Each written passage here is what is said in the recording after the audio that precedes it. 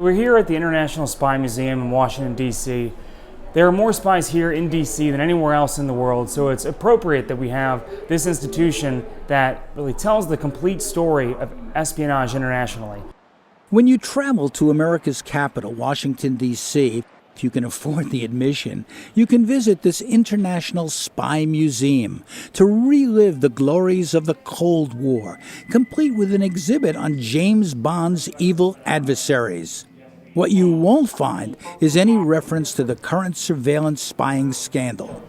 The key aspects of espionage, that deception, that art of hiding information and disclosing information, really has remained the same. And this is the capital of it, Washington, D.C. Absolutely. Washington, D.C. is certainly the capital of espionage. And the capital of deception in many ways. Yes, absolutely. Outside of Washington, in the Maryland suburbs, is the capital of that capital. Merge onto K9 Road, then your destination will be on the left. The National Security Agency. This super-secret spy agency is not hospitable to tourists or most reporters who want to know what's happening now. We found that out when we were told we were not welcome at this heavily guarded federal facility. It has more than 30,000 employees, 32 miles of roads across 325 acres. We were threatened with a $500 fine for even asking about entering, although later the NSA gave us some footage. These students at a nearby local university were threatened with arrest for photographing an NSA building on their campus where whistleblower Ed Snowden once worked. Yeah, you can't take pictures. Can't take pictures in the building? This building you can't take pictures. Not at all? What about it? NSA used to stand for Never Say Anything. This has changed because the surveillance state is in the news every day. Americans know it exists, but few really understand what it does and how. To find out, also, don't bother visiting the NSA website. I'm often asked the question, what's more important, civil liberties or national security? It's a false question. It's a false choice. At the end of the day, we must do both. You will only find out what they want you to know, that they are here to defend and protect you. They claim to be accountable in legal and moral terms. We have to find the way to ensure that we support the entirety of the Constitution. That was the intention of the framers of the Constitution. That's what we do on a daily basis at the National Security Agency. How true is that? We will investigate the claims and the realities in this episode of America's Surveillance State.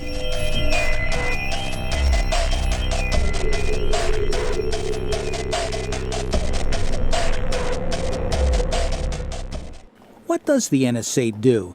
It's a simple question, but because it's a top-secret agency, a clear understanding has been hard to grasp. The agency is not required to release even non-classified information.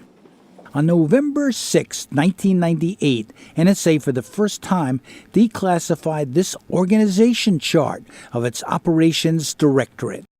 You'll note some of this document is blacked out. It also only shows part of NSA's mission, including military support, intelligence oversight and policy, global issues and military production, and here, what they call collection operations. That's another word for electronic eavesdropping. It has become well known but also controversial because of all the data that is being collected and stored. You have this incredible advances in technology that enable much more collection than ever was possible, and an increase of secrecy around the program. So it's very unclear still, not just what the government is doing, but what legal authorities it thinks allows it to do what it's doing. Mike German, a veteran, undercover FBI agent, knows surveillance techniques because he's used them. It's an enormous problem for the government to know more about the people than the people know about what the government's doing. And what we've seen since the terrorist attacks of 9/11 is that a lot of the legal restraints that kept the government in check after a previous era of abuse were relaxed or removed completely in many cases. The NSA was created secretly 60 years ago, not by Congress, but by the president. as a tool of the Cold War, but it always got less attention than the spooks, spies, and assassins who built the CIA's mystique as the invulnerable and omnipotent overthrower of governments and silencer of America's enemies. CIA scandals, including a recently leaked document detailing its role in torture and abuse, became well known, even as the NSA's better-funded operations were downplayed because they were considered the province of super nerds, boys with toys like satellites, cables, and supercomputers. NSA hires more mathematicians than any other federal agency.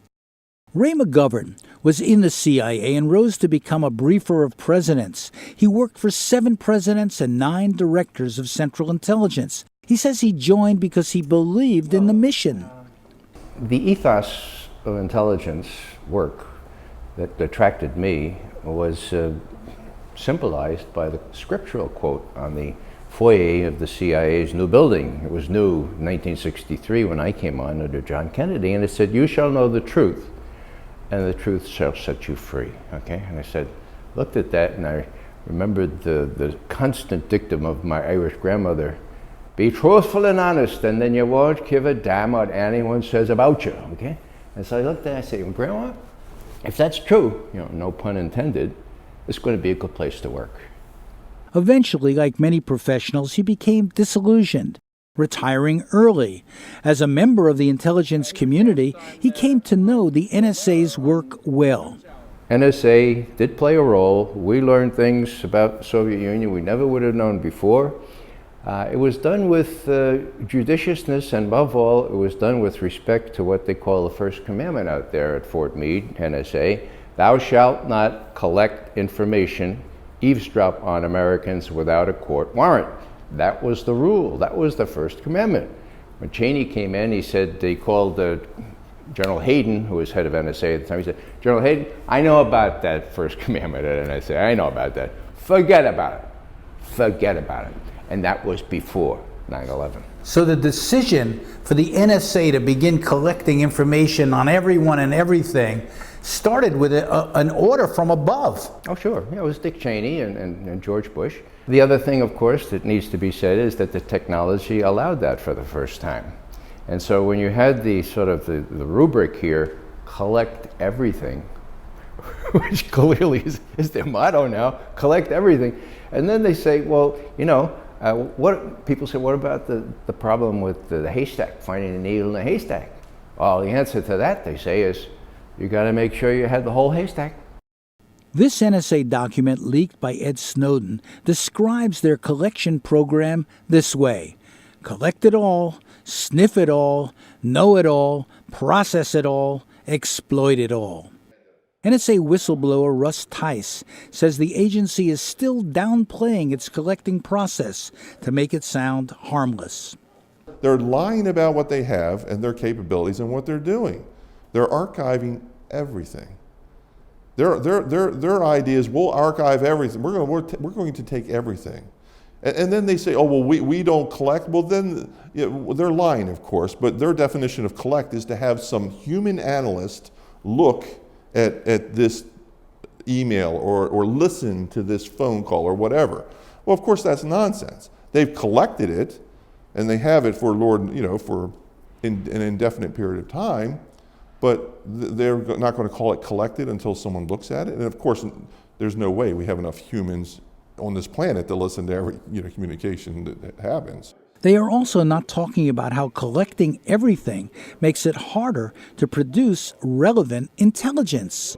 Is there a danger of valuable information getting lost because so much is collected? I mean, this is what they said after 9/11. They had information about these hijackers, but nothing was done because there was so much information they couldn't figure out who to go after. And the Boston bombers and the underwear bombers and the shoe bombers, all these things, because they say you got to look for a needle in the haystack. Well, part of my job in that world was to make sure to limit the size of the haystack. That way you don't have as much hay to go through to look for the needle. And what they're doing is just dumping on more hay. You don't have a haystack anymore. You have a mountain of hay. to go through. State surveillance today is now cheap, it's undetectable, it's pervasive, and it's available at the click of a mouse. As a result, entire populations, rather than individuals, now live under constant surveillance. Whistleblower Ed Snowden went through that hay and saw a lot of disturbing images, wars, and abuses. As a network administrator, he had access to all the databases and soon realized that he had the power to spy on anyone. In a video prepared for a televised debate, he explained. Despite policy, I, as an NSA analyst sitting at my desk, had the technical authority to wiretap anyone, from a federal judge to the President of the United States, without getting out of my chair, as long as I had a private email address. And that's not a boast. In fact, some of these cases have already happened. In 2009, the New York Times reported that an NSA analyst used our state surveillance infrastructure to improperly access Bill Clinton's email. And other NSA workers have used state surveillance to spy on their lovers, ex-girlfriends, and other individuals who are obviously not suspected of any crime at all or any kind of wrongdoing. It's important to note that none of those individuals were ever charged with crimes. And we have to ask ourselves, why is that? Journalist Glenn Greenwald has now released some of Snowden's documents in his new book that confronts the NSA head-on. The same rhetoric is constantly invoked, which is if you shine a light on what we in political power are doing in a way that we haven't authorized you to do, you're going to have blood on your hands. I mean, there's an obvious irony to being accused by a U.S. general who served in Iraq, of all places, of having blood on your hands or causing the death of innocent people. Nobody could ever surpass Keith Alexander and his fellow generals in their ability to do that. What we've seen is a expansion of what we call secret law, where they're either working under authorities that the American public doesn't know about, or even worse, there is a law in the books, but they're interpreting it in a way that an objective reading of that law wouldn't ordinarily allow. The NSA in the hot seat. Documents leaked by Edward Snowden show that the NSA may have been spying on Chancellor Angela Merkel. An old mobile phone number she used is listed in those documents. Germany, not happy. Soon, thanks to the Snowden disclosures and media investigations, we found out that the NSA was collecting intel on 122 foreign leaders, even U.S. allies like the Chancellor of Germany and the President of Brazil. 35 leaders had their calls monitored. For Germany, it is unacceptable that the mobile phone of our federal chancellor may have been subject to surveillance activities by our American partners. For us, spying on close friends and partners is totally unacceptable. The NSA speaks of its work in neutral and non-threatening language, using terms like collection, telephony metadata. What does that mean? We asked former FBI undercover agent Mike German. I mean, you would normally think in the terms of the Fourth Amendment that any time the government is collecting information about you, gathering it, putting it in a government database, that would be collection. But often the way the authorities that govern government surveillance are interpreted, sometimes the acquisition of information versus the collection of information are two different things, and they're only considering it collected once a human being has actually put eyes on it and processed the information. In May 2014, former NSA Director Michael Hayden shocked a Washington audience when he said that the NSA uses metadata to kill people, a reference to NSA providing intelligence to military units using drones to assassinate people the Pentagon and the White House consider enemies. Hayden quickly backtracked, saying, "We don't do that in the U.S." Okay. We kill people based on metadata. But that's not what we do with this metadata. Okay. Thankfully.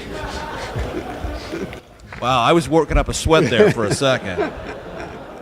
Hayden, now working with a former Homeland Security chief, was also embarrassed in October 2013 when he was overheard by a fellow train passenger who began tweeting the content of his confidential phone conversation. Using a secret FISA court to do its bidding, the NSA pressed the government to order phone companies like Verizon, AT&T, Sprint, and Nextel to turn over a massive number of records. Later we learned about a program called PRISM. Here's the secret NSA document that shows what it does to collect Internet data. Virtually everything we do and say online from all the big companies. Well, they're collecting everything they can collect, and that is everything. They've been doing that without any adult supervision. The White House, the committees in Congress who are supposed to be exercising oversight, right? They're the overlook committees, not the oversight committees, and they're complicit in that. Not only that, but you have these 15 faux judges from the FISA court, the Foreign Intelligence Surveillance Act court. Faux means phony, right? Yeah, F-A-U-X, yeah. And so what you have, Danny, and this is important, the first time in my life, you have the executive, you have important people in the legislative branch, the heads of the intelligence committees, and you have 15 judges on the FISA court, all sort of enmeshed, all complicit in this gross violation of the Fourth Amendment. And you start out asking about NSA, what it stands for? Now it stands for no such amendment. No such amendment. Just to summarize, what is NSA? NSA is the largest, most costly, and most technologically sophisticated spy organization the world has ever known. It filters millions of phone calls and emails an hour. It has computers programmed to watch for hundreds of thousands of names. Its computers cost tens of millions and carry strange names like Black Widow. They run at special speeds most of us have never heard of, hundreds of teraflops that can lead to hundreds of trillions of operations per second. NSA Headquarters is 4 times bigger than the U.S. Capitol.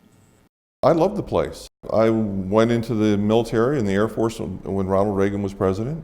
I was full throttle. We were fighting the Cold War against the evil Soviet Union, and I was a full believer. I mean, I was gung ho, and you know, I'd be the guy that would get in early and stay late, and you know, I wanted to do my job, and I loved the place.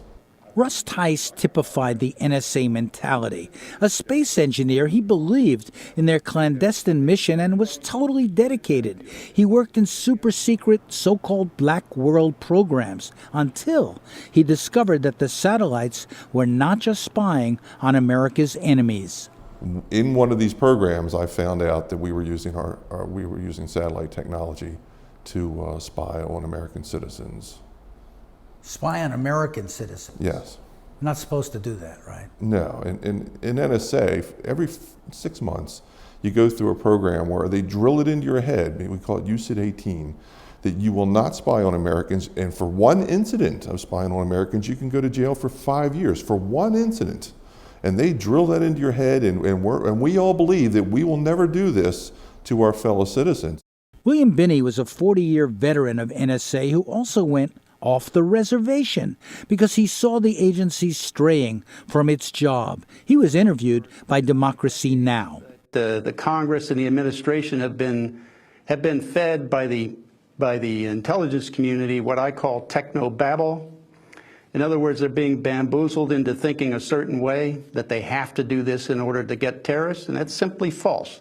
Speaking of terrorists, the most dramatic NSA story we heard came from Thomas Drake, who became an executive at NSA on the day of a terrorist attack, September 11th, 2001.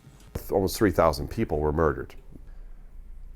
The workforce knew that this was not just a passing crisis. The workforce knew that we had utterly failed the nation. We under the Constitution, the preamble of the Constitution, government has 2 primary responsibilities. One is to provide for the common defense, the other is to provide for the general welfare. Here we utterly failed. We had not kept people out of harm's way.